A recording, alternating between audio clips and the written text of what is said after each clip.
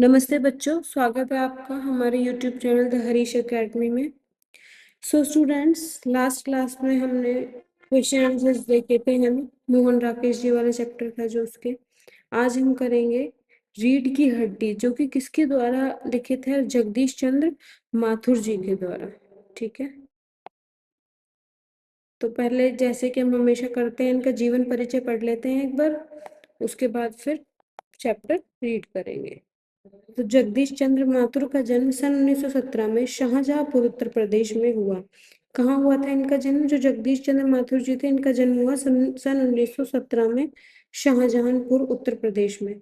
शिक्षा इलाहाबाद विश्वविद्यालय से वे इंडियन सिविल सर्विस में भी चयनित हुए। बिहार राज्य के शिक्षा सचिव, आकाशवाणी के महानिदेशक रहे, सूचना और प्रसारण मंत्रालय के संयुक्त सचिव। देख लो बच्चों, ये मतलब जो जगदीश चंद्र माथुर जी थे, बहुत अच्छे अच्छे पदों पर इन्होंने अपनी सेवाएं दी हैं। आदि प्रशासनिक पदों पर कार्य करते हुए वे आजीवन साहित्य सृजन में सक्रिय रहे। प्रयाग में अध्ययन के दौरान ही जगदीश चंद्र माथुर ने लेखन आरंभ कर दिया था। उस समय की चर्चित पत्रिकाओं चांद और रुपाब आदि में उनके लिखे नाटक एकांकी छपने लगे थे। हिंदी नाटक और रंगमंच के विकास में उनके एकांकी व नाटकों की महत्वपूर्ण भूमिका रही है। ऐतिहासिक नाटकों के साथ उन्होंने सामाजिक समस्याओं से जुड़े एकांकी नाटक भी लिखे हैं। इनकी प्रमुख कृतियां हैं भोर का तारा यानी सुबह, है ना, भोर का मतलब सुबह का तारा, कोणार्क, ओ मेरे सपने, शारदिया, पहला राजा, 10 तस्वीरें, जिन्होंने जीना जाना। इनकी संपूर्ण रचनाएं जगदीश चंद्र माथुर रचनावली में संकलित हैं। कोणार्क उनका सर्वाधिक चर्चित और मंचित नाटक है। कौन सा? कोणार्क। सन 1978 में इनका निधन हो गया।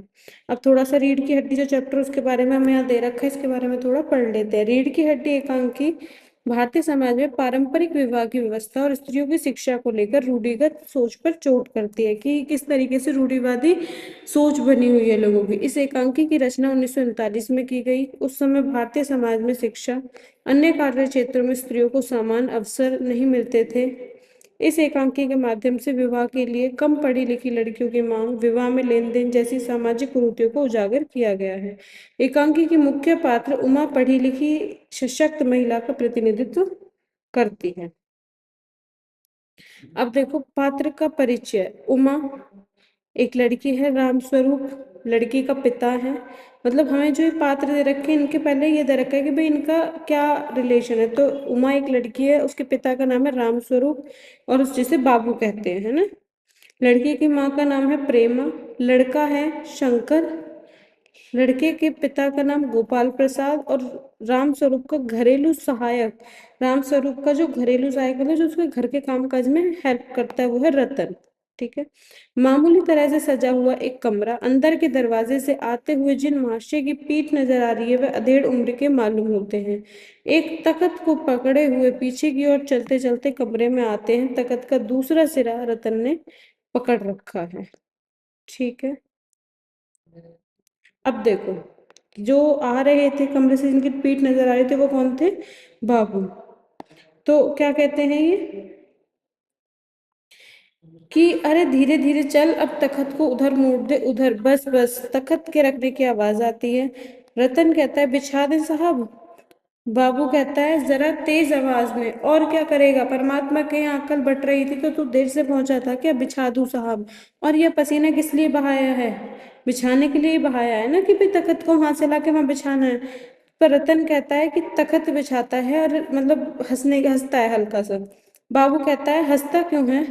अरे हमने भी जवानी में कसरतें करी हैं, कलशों से नहाता था लोटों की तरह। कलश समझते हो, जो थोड़ा मटका टाइप, इतना मतलब मटका उसका साइज रहता है, होता तो कलश स्टील का ही है, स्टील का पीतल का, लेकिन उसका साइज ऐसे होगा जैसे मटका होता है, इतने बड़े उसका। तो कहता है कि मैं कलशों से नहाता था, जैसे लोटों की तरह, जैसे लोटे से नहा रहा हूँ। यह तखत क्या चीज है, उसे सीधा कर लियो। हाँ बस, और सुन, बहू जी से दरी मांगला इसके ऊपर बिछाने के लिए। चद्दर भी कल जो कपड़े धोने के यहाँ से आई है वही, जो कपड़े वाले को दे रखी थी धोने वाले को, जो वहां से दरी आई है उसी को ले आए। रतन जाता है। बाबू साहब इस बीच में मेजपोश ठीक करते, एक झाड़न से गुलदस्ते को साफ करते, कुर्सियों पर भी दो चार हाथ लगाते हैं। सहसा घर की मालकिन प्रेमा का आना। प्रेमा कौन थी? उमा की माँ थी, है ना। गंदुमी रंग, छोटा कद, चेहरे और आवाज से जाहिर होता है किसी काम में बहुत व्यस्त है। उनके पीछे पीछे भीगी बिल्ली की तरह रतन आ रहा है, खाली हाथ। बाबू साहब दोनों की तरफ देखने लगते हैं।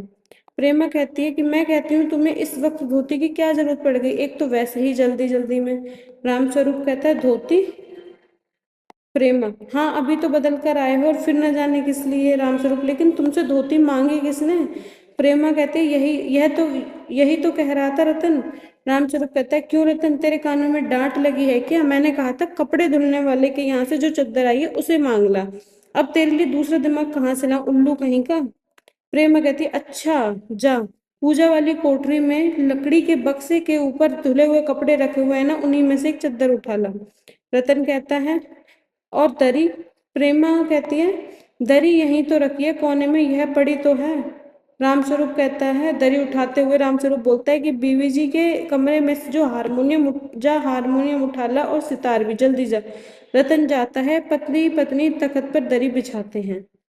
प्रेमा कहती है लेकिन मैं तुम्हारी लाडली बेटी तो मुंह फुलाए पड़ी है। रामस्वरूप कहता है मुंह फुलाए, और तुम उसकी माँ, किस मर्ज की दवा हो, जैसे तैसे करके तो वे लोग पकड़ में आए हैं। अब तुम्हारी बेवकूफी से सारी मेहनत बेकार जाए तो मुझे दोष मत देना। प्रेमा कहती है तो मैं ही क्या करूं, सारे जतन करके तो हार गई। तुम ही ने उसे पढ़ा लिखा कर इतना सिर चढ़ा रखा है। मेरी समझ में तो ये पढ़ाई लिखाई के जंजाल आते नहीं। अपने जमाना अच्छा था, आ ई पढ़ ली, गिनती सीख ली, और बहुत हुआ तो स्त्री सुबोधनी पढ़ ली। सच पूछो तो स्त्री सुबोधनी में ऐसी ऐसी बातें लिखी हैं, ऐसी बातें कि क्या तुम्हारी बीए एमए की पढ़ाई में होंगी। और आजकल के तो लक्षण ही अनोखे हैं। रामस्वरूप कहता है ग्रामोफोन बाजा होता है ना। प्रेमा, क्यों।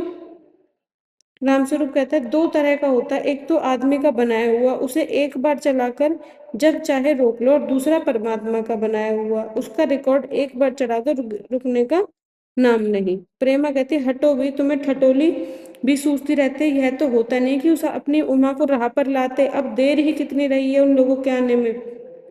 रामस्वरूप कहता है तो हुआ क्या। प्रेमा कहती है तुम ही ने तो कहा था कि जरा ठीक ठाक करके नीचे लाना। आजकल तो लड़की कितनी ही सुंदर हो, बिना टिम टाम के भला कौन पूछता है। इसी मारे मैंने तो पाउडर वाउडर उसके सामने रखा था, पर उसे तो इन चीजों से न जाने किस जन्म की नफरत है। मेरा कहना था कि आंचल में मुंह लपेट कर लेट गई। भाई मैं तो बाज आई तुम्हारी इस लड़की से। रामस्वरूप कहता है ना जाने कैसा इसका दिमाग है, वरना आजकल की लड़कियों लड़कियों के सहारे तो पाउडर का कारोबार चलता है। प्रेमा कहती है अरे मैंने तो पहले ही कहा था, एंट्रेंस ही पास कर लेता लेते लड़की अपने हाथ रहती और इतनी परेशानी ना उठानी पड़ती, पर तुम तो। रामस्वरूप कहती है रामस्वरूप कहता है बात को उसकी बात को काट कर, प्रेमा की बात को काट कर रामस्वरूप बोलता है चुप चुप, दरवाजे में झांकते हो, तुम्हें कतई अपनी जबान पर काबू नहीं है। कल ही ये बात बता दी थी कि उन सब लोगों के सामने जिक्र और ढंग से होगा, मगर तुम तो अभी से सब कुछ उगले देती हो। उनके आने तक तो न जाने क्या हाल करोगी। प्रेमा कहती है अच्छा बाबा मैं ना बोलूंगी, जैसी तुम्हारी मर्जी हो करना, बस मुझे तो मेरा काम बता दो। रामस्वरूप कहता है अच्छा तो उमा को जैसे हो तैयार कर लो, ना सही पाउडर, वैसे कौन बुरी है, पान लेकर भेज देना उसे, और नाश्ता तो तैयार है ना। आ गया रतन, इधर ला इधर। बाजा नीचे रख दे, चद्दर खोल पकड़, तो जरा इधर से चद्दर बिछाते हैं। प्रेमा कहती है नाश्ता तो तैयार है, मिठाई तो वो लोग ज्यादा खाएंगे नहीं, कुछ नमकीन चीजें बना दी हैं, फल रखे ही हैं, चाय तैयार है, टोस्ट भी।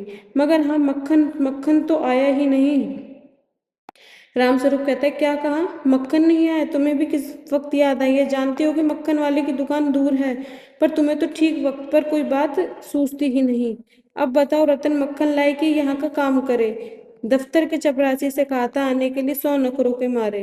प्रेमा कहती है यहाँ का काम कौन ज्यादा है, कमरा तो सब ठीक ठाक ही है। बाजा सितार पर ही आ गया, नाश्ता यहाँ बराबर वाले कमरे में ट्रे में रखा हुआ, और सो तुम्हें पकड़ा दूंगी। एक आध चीज खुद ले आना, इतनी देर में रतन मक्खन ले आएगा, दो आदमी ही तो हैं। रामस्वरूप कहता है हाँ एक तो बाबू गोपाल प्रसाद और दूसरा खुद लड़का है। देखो उमा से कह देना कि जरा करीने से आए, ये लोग जरा ऐसे ही हैं, गुस्सा तो मुझे बहुत आता है इनके दकियानूसी ख्यालों पर। खुद पढ़े लिखे हैं, वकील हैं, सभा सोसाइटियों में जाते हैं, मगर लड़की चाहते हैं ऐसी कि ज्यादा पढ़ी लिखी ना हो। प्रेमा कहती है और लड़का। रामस्वरूप कहता है बताया तो था तुम्हें, बाप शेर है तो लड़का सवा शेर। बीएससी के बाद लखनऊ में ही तो पढ़ता है, मेडिकल कॉलेज में। कहता है कि शादी का सवाल दूसरा है, तालीम का दूसरा। क्या करूं, मजबूरी है, मतलब अपना है, वरना इन लड़कों और इनके बापों को ऐसी कोरी कोरी सुनाता कि ये भी। रतन कहता है, जो अब तक दरवाजे के पास बस चुपचाप खड़ा हुआ था, रतन है ना जो इनका नौकर था। बाबूजी बाबूजी। रामस्वरूप कहता है क्या है। रतन कहता है कोई आते हैं।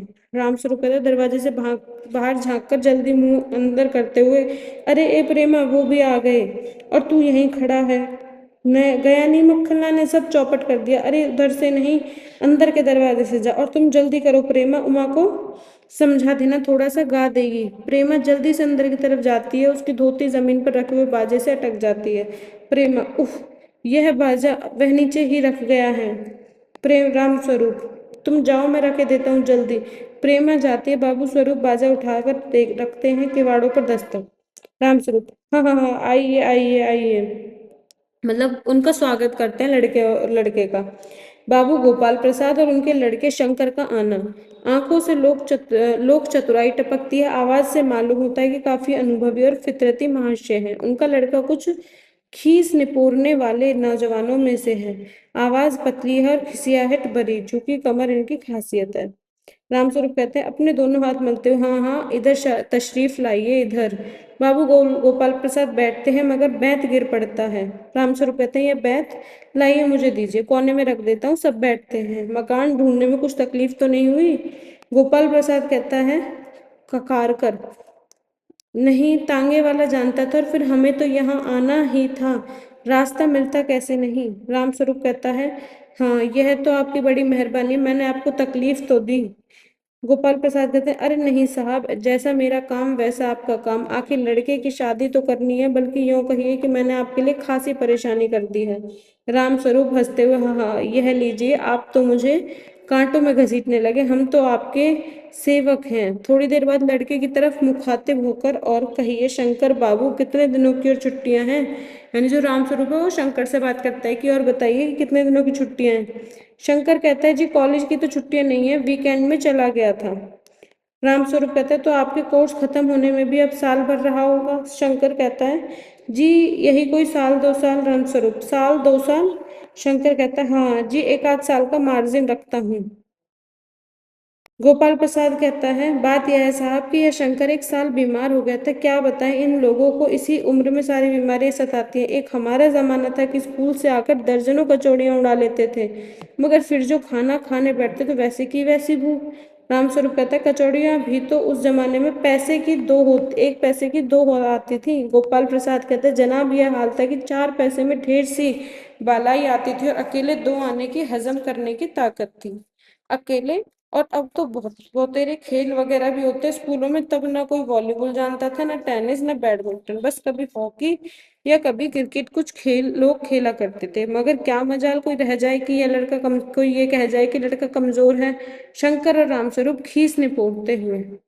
रामस्वरूप कहता है जी हाँ जी हाँ, उस जमाने की बात ही दूसरी थी। गोपाल प्रसाद कहता है जोशीली आवाज में, पढ़ाई का यह हाल था कि एक बार कुर्सी पर बैठे कि 12 घंटे की सिटिंग हो गई। 12 घंटे जनाब, मैं सच कहता हूँ कि उस जमाने का मैट्रिक भी वह अंग्रेजी लिखता था फर्राटे की, कि आजकल के एमए भी मुकाबिल नहीं कर सकते। रामस्वरूप कहता है जी हाँ यह तो है ही। गोपाल प्रसाद कहता है माफ कीजिएगा बाबू रामस्वरूप, उस जमाने की जब याद आती है अपने को जब्त करना मुश्किल हो जाता है। राम स्वरूप कहता है जी हाँ वह तो रंगीन जमाना था, रंगीन जमाना। शंकर भी ही करता है, यानी हंसता है, मुस्कुराता है। गोपाल प्रसाद कहता है एक साथ अपनी आवाज और तरीका बदलते हो, अच्छा तो साहब फिर बिजनेस की बातचीत हो जाए। राम स्वरूप कहते हैं चौंक कर, बिजनेस, बिज समझकर, ओ अच्छा अच्छा, लेकिन जरा नाश्ता तो कर लीजिए। उठते हैं। गोपाल प्रसाद, यह सब आप क्या तकल्लुफ करते हैं। रामस्वरूप कहता है तकल्लुफ किस बात का, यह तो मेरी बड़ी तकदीर है कि आप मेरे यहाँ तशरीफ लाए, वरना मैं किस काबिल हूँ, माफ कीजिएगा जरा अभी हाजिर हुआ। गोपाल प्रसाद कहते हैं थोड़ी देर बाद दबी आवाज में, आदमी तो भला है, मकान वकान से हैसियत भी बुरी नहीं मालूम होती, पता चले लड़की कैसी है। शंकर कहता है जी कुछ खुकराकर इधर उधर देखता है। गोपाल मतलब एक तरह से वो लड़की को देखने की कोशिश करता है कि कहीं दिख जाए। गोपाल प्रसाद कहता है क्यों, क्या हुआ? शंकर कुछ नहीं। गोपाल प्रसाद झुककर क्यों बैठते हो? ब्याह तय करने आए हो, कमर सीधी करके बैठो। तुम्हारे दोस्त ठीक कहते हैं कि शंकर की बैकबोन राम स्वरूप जैसी, राम स्वरूप आते बैकबोन इतने में ही राम स्वरूप आ जाते हैं, हाथ में चाय की ट्रे लिए और मेज पर रख देते हैं। गोपाल प्रसाद आखिर आप माने नहीं? रामस्वरूप कहते हैं चाय प्याले में डालते हो। हाँ हाँ, आपको विलायती चाय पसंद है या हिंदुस्तानी? गोपाल प्रसाद नहीं नहीं साहब, मुझे आधा दूध और आधी चाय दीजिए, जरा चीनी भी ज्यादा डालिएगा, मुझे तो भाई यह नया फैशन पसंद नहीं। एक तो वैसे ही चाय में पानी काफी होता है, फिर चीनी भी नाम के लिए डाल दी जाए तो जायका क्या रहेगा? रामस्वरूप हाँ हाँ, कहते तो आप सही हैं। शंकर कहता है सुना है सरकार अब ज्यादा चीनी वालों पर टैक्स लगाएगी। गोपाल प्रसाद चाय पीते हुए सरकार जो चाहे सो कर ले, पर अगर आमदनी करनी है तो सरकार को बस एक ही टैक्स लगाना चाहिए। अब जो वो टैक्स लगाना चाहिए वो हम देखेंगे अपने नेक्स्ट पार्ट में। ओके, तो आज के लिए करते हैं बच्चों इतना ही। कल हम अपने नेक्स्ट वीडियो में जानेंगे आगे की कहानी की आगे क्या रहा। तो मिलते हैं अपनी नेक्स्ट वीडियो में, तब